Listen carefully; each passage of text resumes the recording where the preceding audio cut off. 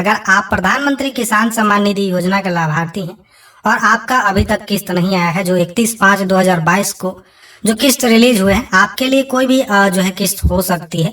आपके आवेदन के अनुसार आपके लिए पहले भी किस्त हो सकती है, दूसरी भी किस्त हो सकती है, लेकिन सरकार के लिए जो है 11वीं किस्त है, यानी 11वीं इंस्टॉलमेंट है। जिसको 10वीं प्राप्त हो गया है किसान को, उसके लिए ये 11वीं किस्त है। आपके लिए पहली दूसरी भी किस्त हो सकती है। जैसे आप आवेदन किया है, अपनी पीछे इस योजना में जुड़ा है, तो आपके लिए पहली दूसरी भी किस्त हो सकती है, चौथी भी हो सकती है, 5वीं भी हो सकती है, 8वीं 9वीं ये भी हो सकती है।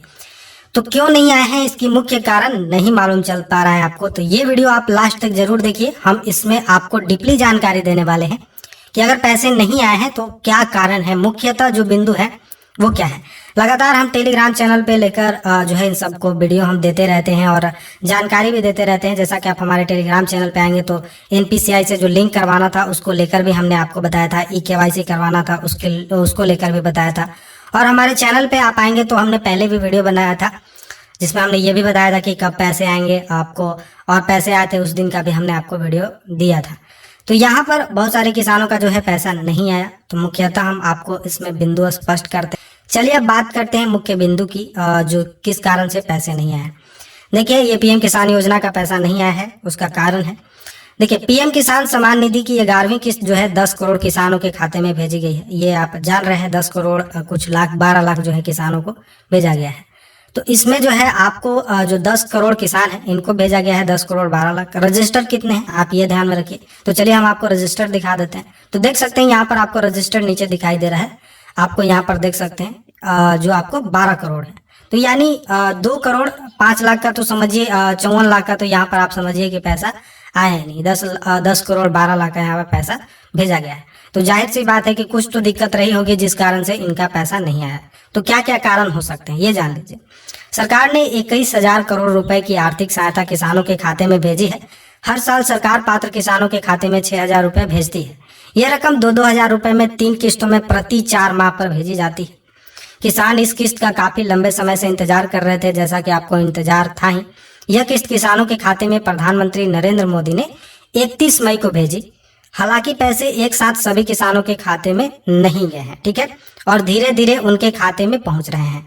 तो अगर आपको नहीं मिला है तो अभी आपको परेशान होने की जरूरत नहीं है। आपको जो है जुलाई तक ये पैसे आएंगे, लेकिन आपकी क्लियर होनी चाहिए, आपकी जो स्टेटस है वो क्लियर दिखानी चाहिए, तब आपके पैसे आएंगे। अगर इसमें से कोई भी आपका चीज छूट रहा है तो आप फटाफट कर लीजिए, नहीं तो वो भी पैसे नहीं मिलेंगे और आपका जो है बहुत दिन तक रुका हुआ रहेगा पैसा। अगला भी किस्त जो आएगा वो भी आपको नहीं मिलेगा।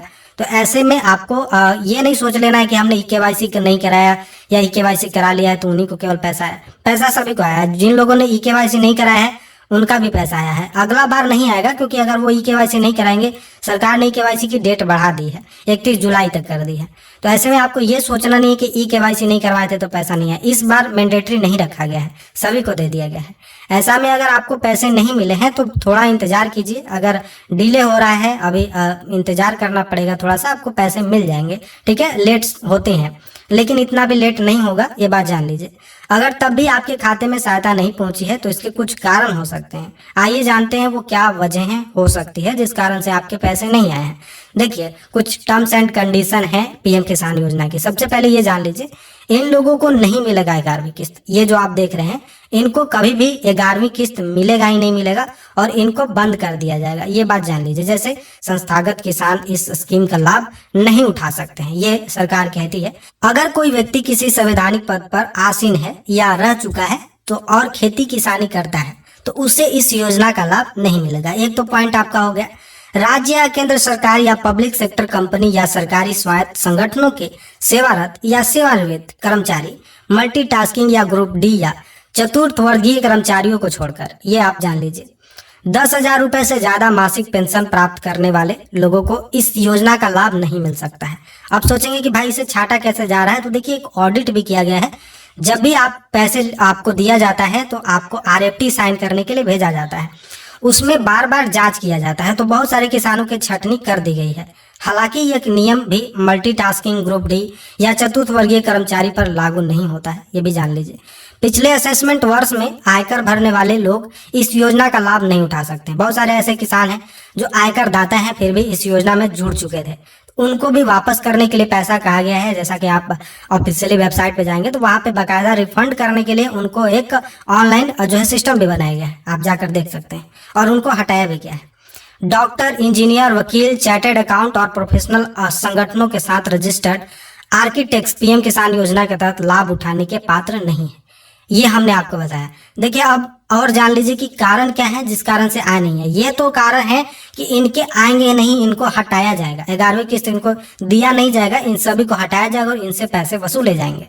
ठीक है, ये मैटर है। लेकिन बहुत सारे किसान जो है पात्र हैं लेकिन उनका भी नहीं आया है। देखिए उनका क्या कारण है। जिन किसानों का आधार एवं बैंक खाता एनपीसीआई से लिंक नहीं है, national payment corporation of India, इससे आपको लिंक कराना है आधार और बैंक पासबुक। अगर आप लिंक नहीं कराएंगे अपने बैंक अकाउंट्स को एनपीसीआई के सर्वर पे तो आपका पैसा ऐसे भी नहीं आएगा, क्योंकि देखिए सरकार ने पहले ही मैसेज दिया था, पैसे डालने से पहले ही बताया था, आपको बताया था ई केवाईसी करने के लिए तो सरकार ऐसे अनाउंसमेंट कर रही है। लेकिन आपको एनपीसीआई से लिंक कराने के लिए पैसे आने से पहले ही आपको बुलाया गया था कि जाकर लिंक करवा लीजिए, जिस खाते में आप पैसे प्राप्त कर रहे थे पहले से उसी खाते को लिंक कराइए। ठीक है, उसके बाद में जिन किसानों का पीएफएमएस रिस्पॉन्स पेंडिंग है, जैसे दिखाते हैं हम आपको, चलिए देखिए यहाँ पर कुछ किसान है जिसका हमने यहाँ पर डेटा पहले से ही ऑलरेडी रखा हुआ है। जैसा कि आप यहाँ पर देख सकते हैं, एक किसान है, जैसा कि आप यहाँ पर देख सकते हैं पीएफएमएस रिस्पॉन्स इसी को कहते हैं। अगर यहाँ पर एक्सेप्टेड नहीं है, यहाँ पे आपको कुछ दूसरा दिखाई दे रहा है पीएफएमएस बैंक स्टेटस, देखिए correction is pending in at state, तो इसको जो है पैसे नहीं आएंगे, इसके पैसे रुक चुके हैं। ये बात जान लीजिए, इसके पैसे नहीं आएंगे, इसके पैसे रुक चुके हैं। अब इसको क्या करना होगा, इसको अपने जिले में जाकर संपर्क करना होगा कृषि भवन में और बताना होगा। इसको आप प्रिंट निकाल कर जा सकते हैं और एक आवेदन लिखिए और वहां पे बताइए। और थोड़ी सी जो चलती है वहां पे, आप समझ गए होंगे बात को हम क्या कहना चाहते हैं, वो दे लेकर वहां पर आप करवा सकते हैं। यहाँ पर एक्टिव और इनएक्टिव में आपका एक्टिव दिखाई देना चाहिए, तभी जाकर आपका दिखाई देगा। और यहाँ पर आपको आधार नंबर इज वेरीफाइड दिखा देना चाहिए। देखिए जैसा कि हमने आपको बताया कि आधार नंबर इज नॉट वेरीफाइड नहीं होना चाहिए। जैसे जिन किसानों का आधार नंबर इज नॉट वेरीफाइड है उनका भी पैसा यहाँ पर नहीं आएगा, पहले उनको वेरीफाइड करना पड़ेगा। वेरीफाइड करने के लिए आपको क्या करना है तो ये जान लीजिए, पीएम किसान के ऑफिशियली वेबसाइट पे आप आएंगे। जैसे ही आप इस पे आएंगे तो नीचे आपको दिखता है एडिट आधार फेलियर रिकॉर्ड, तो यहाँ पर आप जैसे ही आएंगे तो यहाँ पर क्लिक करेंगे तो आपको फेलियर रिकॉर्ड का आपको सुधार करने का मिल जाएगा। देखिए बहुत सारे ऐसे किसान हैं, देखिए जिसको इनएक्टिव कर दिया गया है। देखिए इनएक्टिव कोई भी रीजन हो सकता है, बहुत सारे रीजन है जैसा कि हमने आपको बताया है, इन रीजन के कारण इनएक्टिव किया जा सकता है। Beneficiary inactive due to ineligible, ineligible किसान कौन है, यानी जिनको लाभ नहीं दिया जाएगा, इनएलिजिबल है, उन किसानों को नहीं दिया जाता है। देखिए जैसा कि आप यहाँ पर देख सकते हैं ये सब इनएलिजिबल है, इन कंडीशन में नहीं मिलता है लाभ, आप जान लीजिए। तो इन सब अगर आपके पास कंडीशन अप्लाई हो रहा है तो बार बार चेकिंग होती है, उस चेकिंग में एक बार में नहीं होगा तो आपको जो है 10वीं किस्त तक आपको ये पकड़ ली जाती है, 5वीं किस्त तक आपको पकड़ ली जाएगी, 11वीं किस्त तक पकड़ ली गई है, अगले किस्त तक पकड़ ली जाएगी, तो आपको कभी ना कभी जो है इसको बंद करिए दिया जाएगा। ये बात जान लीजिए, आप जेन्युइन है तो आपको मिलेगा, आपके नाम पे जमीन है, सारी चीजें हैं तो आपको पैसे मिलेंगे। ये मत ले लीजिए आपके हमारे पैसे नहीं आए हैं तो हमने ये चीज नहीं कराया, वो चीज नहीं कराया। देखिए ई केवाईसी तो कराना आपको मैंडेटरी है अगले किस्त के लिए, यहाँ पर ये जान लीजिए। पेमेंट मोड अकाउंट और यहाँ पर आधार दोनों को पैसे आए हुए हैं, लेकिन अगर इस तरीके से आपको है पीएफएमएस से रिस्पांस नहीं मिला हुआ है, जैसा कि आप यहाँ पर देख सकते हैं, आपको रिस्पांस यहाँ पर तो ठीक है एक्सेप्टेड दिखा रहा है, लेकिन यहाँ पर देखिए कि इनएक्टिव कर दिया गया है। यहाँ पर आप देख सकते हैं कि इनएक्टिव कर दिया गया है, यहाँ पर रीजन बता दिया गया है कि आप एलिजिबल नहीं है। इन्होंने ई केवाईसी कराया है बाकायदा, इनको 9वीं किस्त तक पैसे भी मिले हैं, ये भी जान लीजिए। 9वीं 10वीं किस्त तक पैसे भी मिल चुके हैं और उन्हें इनएक्टिव कर दिया गया है। तो जांच हमेशा चलते रहती है। यहाँ पर देखिए इन कंडीशन को आप अप्लाई अगर आप पे होता है तो आप पहले ही बाहर हो जाइए, आप किसान सलाहकार को बोल के जो है अपने बाहर हो जाइए। यहाँ पर देखिए अगर कोई किसान खेती करता है लेकिन वे खेत उसके नाम न होकर उसके पिता या दादा के नाम पर होता है तो उससे 6,000 रुपए सालाना का लाभ नहीं मिलेगा, वो जमीन किसान के नाम होनी चाहिए।